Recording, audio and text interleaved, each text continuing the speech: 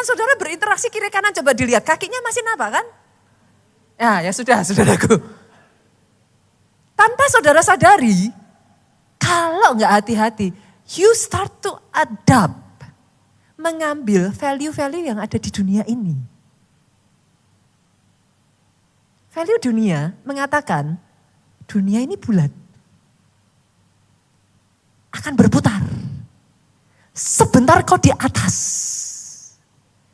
nanti di bawah. Nah ini ada sebagian langsung gini. Tapi sebagian, Firman ngomong, engkau kepala dan bukan ekor. Engkau akan di atas dan terus naik. So what should I do, Pastor? Kalau saya mau mindset saya terus diperbaharui, saya terus mau ngalami pembaharuan pikiran, what should I do? Senggol kiri kanan, gak ada cara lain. Saudara sudah hafal lah? Apa? Nah, baca Alkitab. Kenapa? Nanti pada saat hari Minggu, saudara, amin. Senin, Selasa, Rabu, Kamis, Jumat, di mana saudara goyah, mau amin atau mau aman, gitu kan saudaraku. Ketika saudara masukkan itu, terus saudara brainwash, firman itu masuk. Nanti firman akan memerangi semua perkataan-perkataan yang dari dunia ini. Firman akan berkata enggak, bisa, bersama Tuhan bisa.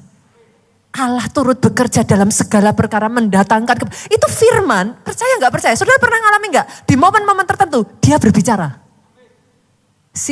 Kalau dia mati, sekali saudara dengar, that's it. Karena dia hidup, dia bisa ngomong, dia bisa menuntun engkau, dia bisa terus berbicara dan ikut campur dalam kehidupanmu. Sampai di sini saudaraku, sepakat ya? Level up, starting dengan transformasi pikiran. Oke, sampai di situ dulu saudaraku. Saya akan bawa saudara yang berikutnya lagi, boleh nggak nih? Boleh ya? 5 alasan kenapa transformasi pikiran itu harus saudara punyai gitu. Jadi saya akan membagikan kepada saudara 5 hal yang harus ditransformasikan, harus diubah. Understanding ini harus dapat dulu. Yang pertama, saudara, 5 hal ya. Yang pertama, simple. Sesuatu itu sampai terjadi, sampai menjadi kenyataan, itu dibutuhkan 2 kali dibangun. Kapan, Pastor? Pertama dibangun di sini. Yang kedua baru dibangun di dalam realita. Saya kasih contoh ya saudaraku, Kejadian 11 ayatnya yang ke-6, kita baca ya. Ini cerita tentang Menara Babel, dari ayat ini kita bisa melihat bahwa segala sesuatu itu dibangun 2 kali. Dan ia berfirman, mereka ini satu bangsa dengan satu bahasa untuk semuanya. Ini barulah permulaan usaha mereka, mulai sekarang apapun juga yang mereka garis bawahi, rencanakan, tidak ada yang tidak dapat terlaksana, garis bawahi terlaksana. Sebelum saudara melihat terlaksana, pasti ada rencanakan. Make sense ya? Oke. Jadi segala sesuatu dibangun 2 kali. Pastor, what's your point? This is my point. What you see is what you get.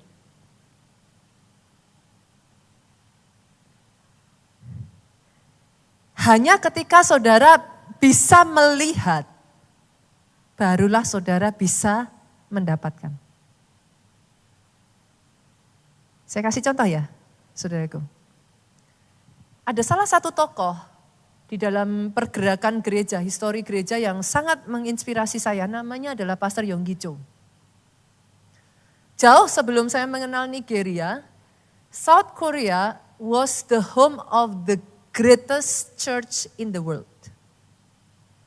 Jadi sebelum saya mengenal Nigeria, saudaraku, saudara harus tahu bahwa gereja terbesar di dunia itu ada di Korea Selatan. Dipimpin oleh seorang gembala sidang yang bernama Pastor Yonggi Cho ini.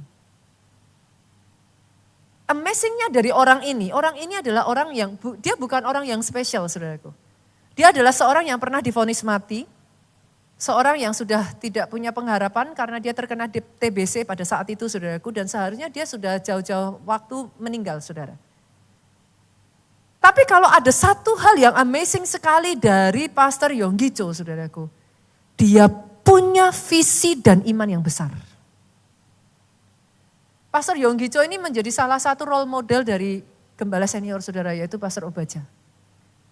Dia menjaga hidupnya tetap benar sampai akhir saudaraku. Dia menutup hidupnya dan nama Tuhan dipermuliakan. Dia adalah seorang yang mempercayai bahwa Tuhannya selalu punya rencana yang besar. Begitu uniknya Pastor Yonggi Cho ini sampai-sampai saudaraku, begitu besarnya visi yang dia punyai, pada saat jemaatnya itu baru less than 10 people. Kurang dari 10 itu kalau saya kumpulin, 1 maaf ya Pak, 2, 3, 4, 5, 6, 7, 8, 9, 10. Atau saya ambil di tengah-tengah. Ini 10 saya kumpulin jadi 1 ya. Di titik di mana dia baru ibadahnya itu baru terdiri dari 10 jemaat less than 10.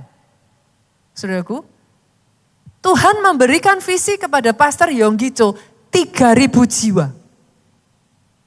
Buat saudara angka 3.000 sekarang not a big deal ya.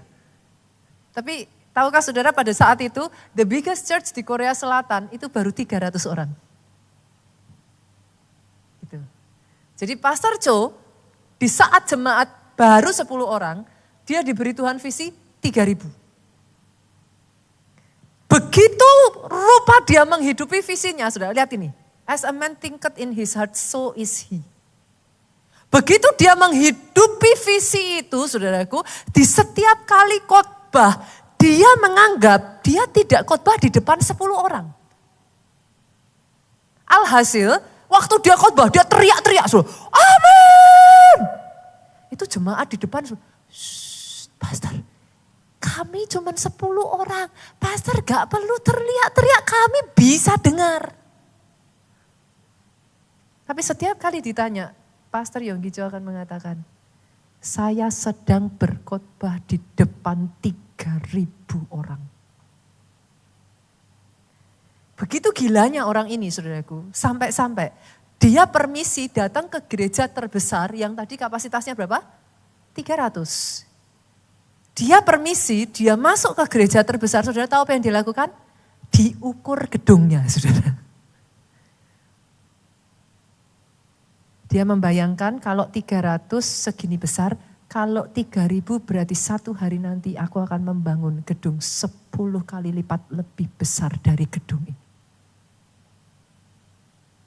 Saudara tahu apa yang dia lakukan? Every single day, dia bangun tidur, dia lihat 3.000.